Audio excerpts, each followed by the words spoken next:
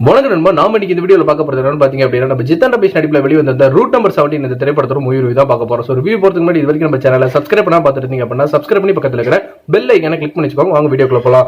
இந்த படத்தோட ஒன்லைன் என்னன்னு பாத்தீங்க அப்படின்னா, ஒரு கப்பல் சோ நாம வந்துட்டு டிராவல் பண்ணுவோம் அப்படின்ட்டு போன்லாம் வந்து வீட்டுல விட்டு ஒரு ட்ரக்கிங் மாதிரி கிளம்புறாங்க. அந்த இடத்துல வந்து பாத்தீங்க அப்படின்னா அவங்க யாரை கடத்தி வச்சிருக்காங்க, யார் என்னன்னே தெரியல. ஒரு கடத்துக்கு முதல்ல ரிவீல் பண்ணாரு ஜித்தன் ரமேஷ் தான் கடத்தி வச்சிருக்காரு.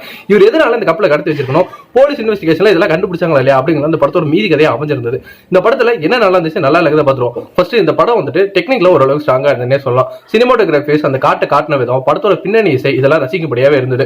இதை தவிர்த்து வந்து பாத்தீங்க அப்படின்னா படத்தை வந்துட்டு ஒரு ஹாரர் மாதிரி ஒரு 10 நிமிஷம் டிராவல் பண்ணிட்டு இருந்தாங்க. ஆனா அதுக்கப்புறமேட்டு இவங்களே வந்துட்டு ரிவீல் பண்ணிட்டாங்க கடத்தி வச்சிருக்கிறது ஜித்தன் ரமேஷ் தான் அப்படின்ட்டு. சோ அதுக்கப்புறமேட்டு பெருசா அந்த கடைசியில சுவாரஸ்யமா எதுவுமே வந்துட்டு என்ன பொறுத்த வரைக்கும் அமையல.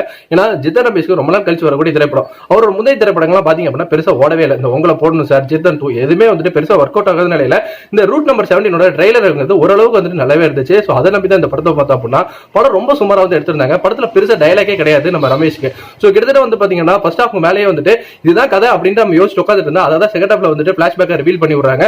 ஆஸ் யூசுவலான ஒரு பழி வாங்குற கதையா தான் இந்த படமும் வந்துட்டு எடுத்து வச்சிருக்காங்க. அதுல பிளாஷ்பேக் வர ஜித்தன் ரமேஷ் கூட ஓகேவா இருந்தாரு. ஆனா நிகழ்காலத்துல இருக்கிறவங்களும் பெருசா எந்த டயலாக் கிடையாது, எதுவுமே கிடையாது. அவர் பாட்டு வராரு, கத்துறாரு, அப்படியே வந்துட்டு போயிடுறாரு. சோ இது என்ன கேரக்டர் எப்படி வந்துட்டு வடிவமைச்சிருப்பாங்கன்னு சுத்தமா யோசிக்கவே முடியல.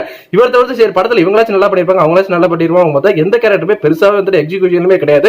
அதே மாதிரி படத்தோட திரைக்கதையுமே ஒரே இடத்துல அந்த குகைக்குள்ளேயே மாற்றின மாதிரி ஒரு ஃபீல் வந்து கொடுத்துட்டே தான் இருந்தது. பட் மித்தபடி வந்து பாத்தீங்க அப்படின்னா இது வந்துட்டு ஒரு ஹாரர் எலிமெண்ட் மாதிரி எடுத்துட்டு போக ட்ரை பண்ணிருப்பாங்க. ஆனா ஒரு 10 நிமிஷத்துல இவங்களே ரிவீல் பண்ணிடுறாங்க. இத்தனையும் பண்றது வந்துட்டு ஜித்தன் ரமேஷன். ஆனா அவங்க 2 பேருமே மாட்டிருக்காங்க. நமக்கு வந்துட்டு ஒரு பரிதாபம். அவங்க 2 பேரும் எப்படியாச்சும் அவர்கிட்ட இருந்து தப்பிச்சிடணும் அந்த ஒரு சுத்தமா எதுவுமே வரல. அவங்க 2 பேரும் மட்டும் தான் மாட்டின மாதிரி கத்துன மாதிரி ஏதோ வந்துட்டு கத்திட்டே இருக்கிறாங்க. நமக்கு அந்த படத்தோட சுத்தமா வந்துட்டு கனெக்டே ஆக முடியல. இதே மாதிரி ஒரு படம் தான் பூமிக்கான ஒரு படம். அங்க வந்து அமானுஷ விஷயங்கள்லாம் நடக்கும். ஆனா அந்த ஐஸ்வர்யா ராஜேஷ் படத்துல அந்த கூட வந்து ஒரு பொண்ணு இருக்கும். அது மட்டும் தான் கத்தி கூப்பாடு போட்டுட்டே இருக்கும். நமக்கு வந்து சுத்தமா அந்த பயங்கிறது இருக்கவே இருக்காது. ஆடியன்ஸ் படம் பார்க்க நமக்கு வந்துட்டு அந்த பயங்கிறது ஏற்படணும். சும்மா படத்துல வந்துட்டு பேய் இருக்கிற மாதிரி நினைச்சிட்டு நாம கத்திட்டு இருக்கிறதுனால எந்த ஒரு பிரயோஜனமே கிடையாது. இந்த படத்துல வந்து பாத்தீங்க அப்படின்னா அந்த பயங்கிறது சுத்த கூட கிரியேட்டே ஆகல, நமக்கு பரிதாபமும் கிரியேட்டே ஆகல. அதுதான் இந்த படத்து மேல வந்துட்டு லாஸ்டா பரிதாபம் வந்தது.